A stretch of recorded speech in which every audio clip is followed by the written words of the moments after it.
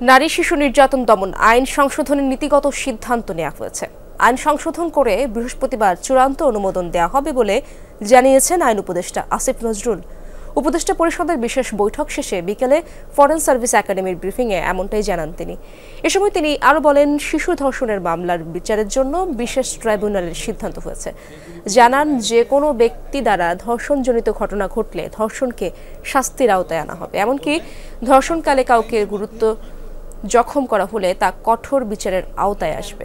ব্রিফিংয়ে পরিবেশ উপদেষ্টা রিজওয়ানা হাসান বলেন, ধর্ষণের মামলা দ্রুত নিশ্চিত ও ডিএনএ পরীক্ষার জন্য রাজশাহী ও চট্টগ্রামে আরও 2টি ল্যাব তৈরি করা হবে। উপদেষ্টা আরও জানান, বিশেষ জুডিশিয়াল সার্ভিস কমিশনের মাধ্যমে দ্রুত কয়েকজন বিচারক নিয়োগ দেওয়ার প্রক্রিয়া শুরু করা হবে, যাতে করে ধর্ষণ সহ অন্যান্য মামলাগুলো ত্বরান্বিত করা যায়।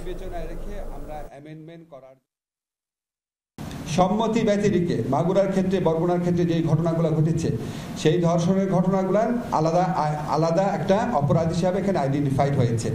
এবং দ্বিতীয় শ্রেণীর যে অপরাধ বললাম, সম্মতি ব্যতিরেকে যে ধর্ষণ, সেটার ক্ষেত্রে বিচার এবং তদন্তের সময় কমানো হয়েছে। আমরা এটার উপর সর্বোচ্চ গুরুত্ব দিচ্ছি। এই ধর্ষণের বিচারের ক্ষেত্রে বিলম্ব হওয়ার একটা বড় কারণ হচ্ছে পর্যাপ্ত পরিমাণ ডিএনএ ল্যাব না থাকা। এই মুহূর্তে একটি মাত্র আছে। আজকে সিদ্ধান্ত হয়েছে যে আমরা চট্টগ্রামে এবং রাজশাহীতে দ্রুততার সাথে আরও 2টা ল্যাব ডিএনএ ল্যাব স্থাপন করব।